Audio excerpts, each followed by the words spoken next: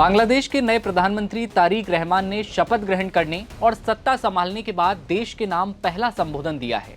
अल्पसंख्यकों, खासकर हिंदुओं पर बढ़ते हमलों से लेकर हिंदू मुस्लिम बौद्ध की राजनीति तक तारिक रहमान ने अपने पहले संबोधन में ये साफ कर दिया कि उनकी सरकार किस दिशा में आगे बढ़ेगी।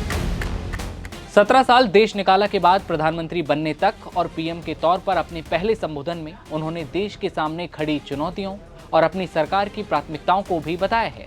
साफ कहा है कि राजनीतिक दबाव नहीं बल्कि कानून का शासन ही अंतिम निर्णय होगा। लेकिन क्या बांग्लादेश के इस नए अध्याय में तारिक रहमान उगता हुआ सूरज बन पाएंगे या फिर राजनीतिक चक्रव्यूह में फंसकर तारिक भी बांग्लादेश में विद्रोह और बवाल के गवाह बनेंगे? लेकिन देश के नाम पहले संबोधन में उन्होंने क्या कुछ कहा है, आइए आपको बताते हैं। तारिक रहमान ने देश की डेमोक्रेसी को मजबूत करने, कानून व्यवस्था बेहतर करने और भ्रष्टाचार पर रोक लगाने का वादा किया। उन्होंने देश से सांप्रदायिक माहौल खत्म करने और धार्मिक आधार पर कोई भेदभाव न होने देने का भरोसा भी बांग्लादेश के लोगों को दिलाया है। तारिक रहमान ने देश के नाम पहले संबोधन में कहा, चाहे कोई मुस्लिम हो, हिंदू हो, बौद्ध हो या फिर ईसाई हो, धर्म से उसकी नागरिकता पर कोई फर्क नहीं पड़ता। ये हम सबका देश है जिसे हमें मिलकर आगे लेकर जाना है। तारिक का धार्मिक अल्पसंख्यकों को सुरक्षा का भरोसा दिलाना बहुत अहमियत रखता है, क्योंकि हालिया महीनों में बांग्लादेश में हिंदुओं के खिलाफ हिंसा के कई मामले सामने आए। बांग्लादेश के नए प्रधानमंत्री की बहुलतावादी समाज पर यह टिप्पणी इसलिए भी महत्वपूर्ण है क्योंकि अगस्त 2024 में तत्कालीन प्रधानमंत्री शेख हसीना के सत्ता से बेदखल होने के बाद हिंदू समुदाय को कई बार निशाना बनाया गया। अगस्त 2024 से मोहम्मद यूनुस की अंतरिम सरकार आती है। शासनकाल में भीड़, हिंसा, अल्पसंख्यकों खासकर हिंदुओं पर हमले बढ़े। रक्त रंजित इतिहास को क्या तारिक रहमान धो पाएंगे? तारिक रहमान ने राष्ट्र को संबोधित करते हुए ये भी कहा कि उनकी सरकार ऐसे वक्त में आई है जब देश अस्थिर अर्थव्यवस्था, भ्रष्टाचार और बिगड़ी हुई कानून व्यवस्था का सामना कर रहा है।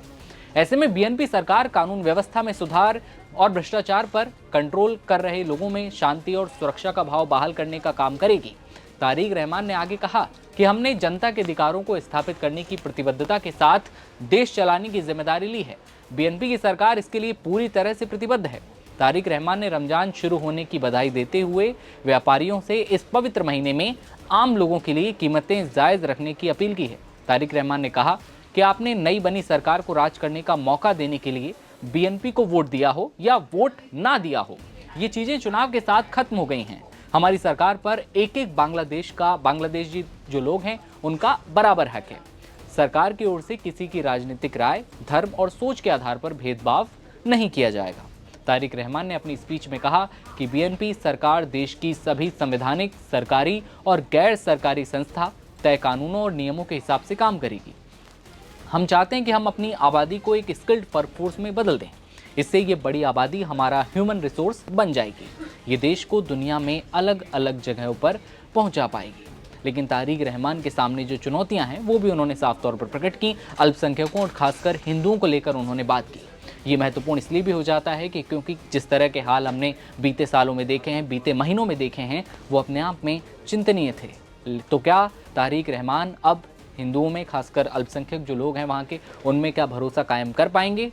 कमेंट सेक्शन में अपनी राय जरूर बताइएगा। तारिक रहमान के देश के नाम पहले संबोधन को लेकर आप क्या सोचते हैं, ये कमेंट सेक्शन में बताइएगा। और देखते रहिए आप नवभारत टाइम्स।